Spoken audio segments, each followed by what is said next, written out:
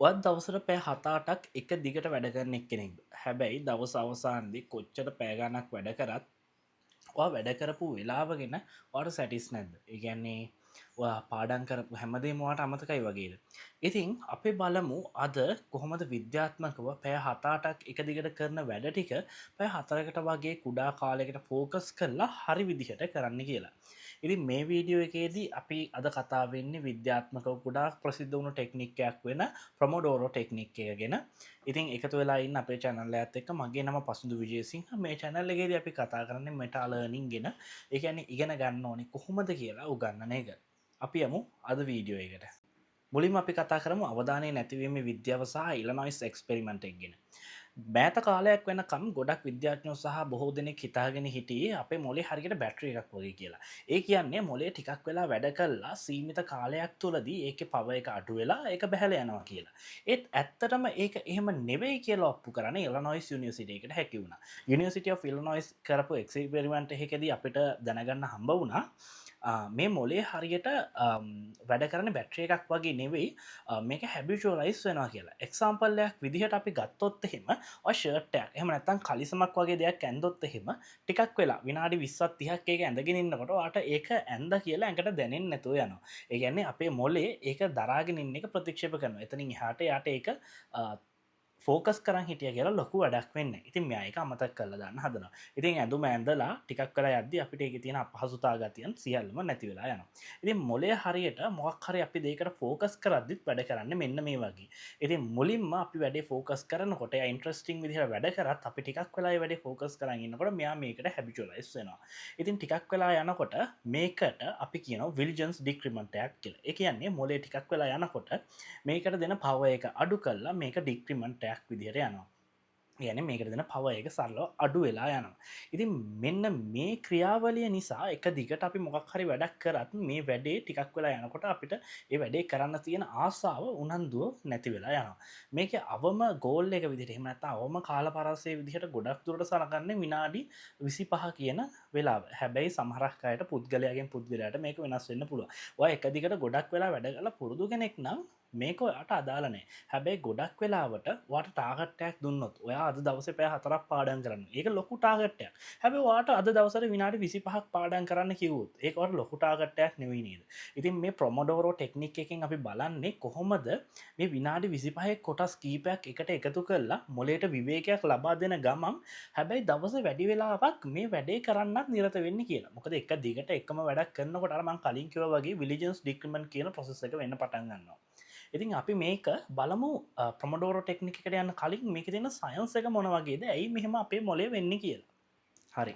ඉතින් අපි මේකේ මොලේ වෙන රසායනික පැත්ත ගැන සලකලා බැලුවොත් එහෙම පැය කීපයක් එක දිගට වැඩ කරනකොට අපේ මොලේ ඇඩ්නොසයින් සහ ග්ලූටමේට් කියලා රසායනික ද්‍රව්‍ය කීපයක් රිලීස් වෙනවා. මේක බයෝ කරන එක්කෙනෙක් නම් ගොඩක් මීට වඩා මේක පැහැදිලි වෙයි. අපේ මොලේ තියෙන ප්‍රීෆ්‍රන්ටල් කෝටෙක්ස් කියලා එකක්.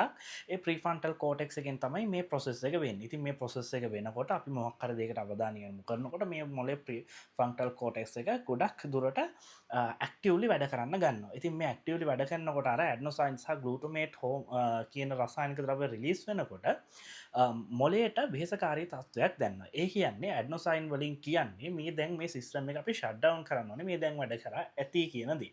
ඉතින් විනාඩි 20ක් 25ක් එක දිගට වැඩ කරගෙන යනකොට ඔයාගේ මොලේට මේ වෙහෙසකාරී තත්ත්වය දැනෙනවා. ඉතින් අන්න ඒ වෙලාවට තමයි අපි ඇබ්බැහි වෙලා ඉන්නේ. එහෙම නැත්නම් අපි පුරුදු වෙලා ඉන්නේ සෝෂල් මීඩියා වගේ ප්ලට්ෆෝම්ස් යූස් කරන්න. උදාහරණයක් විදිහට ඔයා ටිකක් වෙලා එක දිගට වැඩ කරනකොට ඔයාට ඒකට කම්මැලි හිතිලා ඔයා ටග් ගාලා මාරු වෙනවා Facebook එහෙම නැත්නම් Instagram YouTube වගේ සෝෂල් මීඩියා එකකට. අපි මේ තත්ත්වය අවම කරගෙන එක දිගට පැය 4-5ක් වැඩ කරන්නේ කොහොමද කියන එක තමයි මේ ප්‍රොමොඩෝරෝ ටෙක්නික් එකෙන් බලන්නේ. ඉතින් මේක තමයි මේකේ තියෙන සයන්ස් එක. අපි ඊළඟට බලමු දැන් මොකද්ද මේ ප්‍රොමොඩෝරෝ ටෙක්නික් එක සහ මේ ප්‍රොමොඩෝරෝ ටෙක්නික් එක වැඩ කරන්නේ කොහොමද කියලා. ඉතින් ප්‍රොමොඩෝරෝ ටෙක්නික් එක කියලා කියන්නේ මෙන්න මෙහෙම දෙයක්. අපි දැන් ඉලනොයිස් පරීක්ෂණ නිසා දන්නවා කොහොමද අපේ මොලේ වැඩ කරන්නේ කියලා. ඉතින් අපි දැන් බලමු කොහොමද මේ මොලේ වැඩ කරන විදිය ප්‍රැක්ටිකලි අපේ වැඩවලට යූස් කරගන්නේ කියලා. අපි මෙන්න මේ වෙලාවේදී තමයි ප්‍රොමොඩෝරෝ කියන ටෙක්නික් එක ඉන්ට්‍රොඩියුස් කරන්නේ. ඉතින් මේ ප්‍රොමඩෝරෝ කියන ටෙක්නික් එකකින් අපි කරන්නේ විනාඩි 25 කොටස් වලට කඩලා දේවල් පාඩම් කරන්න පටන් ගන්න එක. උදාහරණයක් විදිහට ඔයා හිතන්න අද ඔයා සයන්ස් පාඩම් කරන්න පටන් ගන්නවා. ඔයා සයන්ස් පාඩම් කරන්න ෆෝකස් කරන්නේ මුලින්ම හරි. මම සයන්ස් විනාඩි 25ක් පාඩම් කරනවා. මේ විනාඩි 25කට පස්සේ ඔයා මොලේට පුංචි බ්‍රේක් එකක් දෙනවා.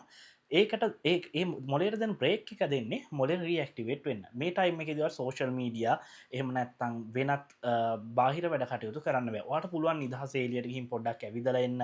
එහෙම නැත්නම් ගෙදර කායෙක් හරි කතා කරනවා නම් ඒක කරන්න. එහෙම නැත්නම් ඔහේ පොඩ්ඩක් නිකන් මොලේ ඇක්ටිවේට් වෙන්න ටිකක් වෙලා නිකන් ඉන්න. මොලේට පොඩි විවේකයක් දෙන්න. මේ විනාඩි 5ක බ්‍රේක් එකෙන් පස්සේ ආයෙ ඔයාට පුළුවන් විනාඩි 25ක් ફોකස් කරලා වැඩ කරන්න. මොකද විනාඩි 25ක් කියන්නේ මොලේට එච්චර ලොකු කාලයක් නෙවෙයි. විනාඩි 25ක් ફોකස් කරනවා කියන එක පැය 4ක් ફોකස් කරනවා වගේ ලොකු දෙයක් නෙවෙයි. ඔයාට විවේකයක් අවශ්‍ය වුණත් නැතත් ඇඟට ඔයා හැම විනාඩි 25කට පාරක්ම මේ කියන විවේකය ගන්නවා. ඔයා මේ විදිහට එක දිගට මේ විදිහ චංක් අපි මේකට කියනවා චංකින් ටෙක්නික් කියලත් මේ විදිහ චංක්ස් 4ක් එක දිගට කරන්න ඕන. මුලින්ම විනාඩි 25ක් වැඩ කරනවා ඊට පස්සේ විනාඩි 5ක විවේකයක් ගන්නවා. ඊළඟට ආයෙ විනාඩි 25ක් වැඩ කරනවා ආයෙ විනාඩි 5ක බ්‍රේක් එකක් ගන්නවා. ওই විදිහ චංක්ස් ඒ කියන්නේ විනාඩි 25 චංක්ස් 4ක් අපි කරන්න ඕන විනාඩි 5 බ්‍රේක් එක. හතරවෙනි චංක් එකෙන් පස්සේ අපි මොකද කරන්නේ? හතරවෙනි චංකයෙන් පස්සේ ඔයාලට පුළුවන් පොඩක් ලොකු බ්‍රේක් එකක් ගන්න. ඔයාලට විභාගේ තියෙන තව ටිකක් ඈත නම් ඒ කියන්නේ තව කල් තියෙනවා නම් ඔයාලට පුළුවන් පැය දෙක තුනක විතර වුණත් විවේකයක් ගන්න. හැබැයි අත ළඟ තියෙන විභාගෙට නම් පැය දෙක තුනක් විවේක ගන්නවා කියන එක එච්චර සුදුසු නෑ. මේ චංක්ස් හතරත් අපි බලමු ඵලදායීව යොදාගන්නේ කොහොමද කියලා. උදාහරණයක් විදිහට අපි කලින් විදිහටම සයන්ස් ගමු. ඔයා සයන්ස් වල මොකක් හරි පාඩමක් පාඩම් කරනවා නම් මේ චංක්ස් හතරෙදි ඔයාට පුළුවන් පළවෙනි චංක් එකේ සහ දෙවෙනි චංක් එකේදී මේකේ තියරි කොටස් හොඳට පාඩම් කරලා අවබෝධ කරගන්න. ඔයා ලෙක්චර්ස් බලන කෙනෙක් නම් එහෙම නැත්නම් ඔයාට මොන හරි වීඩියෝ නෝට්ස් තියෙනවා නම් ඔයාට පුළුවන් මේ පළවෙනි චංක්ස් දෙකේදී මේ වීඩියෝ නෝට් එක ගැන හොඳට ගැඹුරු අධ්‍යයනයක නිරත වෙන්න. මේ ගැඹුරු අධ්‍යයනයෙන් පස්සේ ඊළඟ විනාඩි 25 ඒ කියන්නේ තුන්වෙනි චංක් එක ඔයාට පුළුවන් ඔයා අවබෝධ කරගත්ත කරුණු මොනවද කියලා පොතක ලියන්න. ඉතින් මේ පොතක ලියලා ඔයා සාරාංශයක් විදිහට මේක ලියන්න පුළුවන්. හතරවෙනි චංක් එකේදී ඔයාට පුළුවන් ඔයා අවබෝධ කරගත්ත දේවල් වලින් ප්‍රශ්න හදන්න. උදාහරණයක් විදිහට මම අද මොනවද ඉගෙන ගත්තේ? ඒ ඉගෙන ගත්ත දෙයින් මොනවද ඔයාට හදන්න පුළුවන් ප්‍රශ්න විදිහට ඔයා පොතක පිටුවක් පිරෙන ඒ විනාඩි 25 ඔයාට තව ප්‍රශ්න හදන්න පුළුවන්. මේක ඵලදායීව අපිට නැවත නැවත ඒ කියන්නේ ඔයාට පුළුවන් ඊළඟ පාර ආයි පාඩම් කරන්න ගද්දි මේ ප්‍රශ්න වලින් පටන් ගන්න. ඔයාට තනියෙන් හිතලා මේ ප්‍රශ්න වලට උත්තර දෙන්න පුළුවන් නම් ඒක ඔයාගේ ඔළුවට ගිහින් කියලා ඔයාටම තේරෙයි. ඉතින් මේ විදිහට තමයි අපි ප්‍රොමඩෝරෝ ටෙක්නික් එක යූස් කරන්නේ. මේක තවත් ඉෆෙක්ටිව් කරගන්න මම පොඩි ඔයාලට උපදෙසක් දෙන්නම්. මේක මම ප්‍රැක්ටිකල් යූස් කරපු එක. ඉතින් මේකෙදී ඔයාට පුළුවන් තනි රූල් පොතක් අරගෙන එක රූලක් විනාඩි 25ක් විදිහට කන්සිඩර් කරලා පළවෙනි විනාඩි 25 දී ඔයා මොනවද පාඩම් කරේ? ඔයා මොනවද කළේ කියන එක ලියන්න. ඒ විනාඩි 25 දී ඔයා සයන්ස් කරා. දෙවෙනි 25 විනාඩි 25 දී ඔයා කරේ සයන්ස් වල මෙන්න මේ පාඩමම තමයි. සමහරක් විට මේ රූල් දෙක තුනක් යනකම් ඔයාට එකම එක ලියන්න වෙයි. මොකද ඔයා එකම එක සැරින් සැරේ එක දිගට පාඩම් කරන කෙනෙක් වෙන්න පුළුවන්. මොකද මේ පාඩමට එහෙම නැත්නම් ගොඩක් වෙලා ඕනේ වෙන්නත් පුළුවන්. ඉතින් මේ විදිහට තන් රූල් පොතක් අරන් ඔයා එක ෆිල් කරගෙන යනකොට මේ තන් රූල් පොත කවද්ද ඉවර වෙන්නේ කියන මොටිවේෂන් එකත් ඔයාට එනවා. ඉතින් මේ විදිහට ඔයාට පුළුවන් මේ ටයිම් බොක්ස් කරලා එහෙම නැත්නම් ටයිම් චංක් කරලා මේ චංක් එකකින් චංක් එක පාඩම් කර කර ඉස්සරහට යන්න. ඉතින් ඔයාට පුළුවන් මේ විදිය චංක්ස් හතර ඒවා දෙක තුනක් වුණත් දවසකට කරන්න ඔයාට වෙලා තියෙන විදිහට. ඉතින් මේකට මම පර්සනලි රෙකමන්ඩ් කරන ඇප් එකක්කුත් තියෙනවා. ඉතින් ඒකෙදි ඔයාට පුළුවන් මේ ඇප් එක උනත් ඉන්ස්ටෝල් කරලා මේ ප්‍රොමඩෝරෝ ටෙක්නික් එක යූස් කරන්න. මේ ඇප් එක තමයි ෆොරස්ට් කියන ඇප් එක.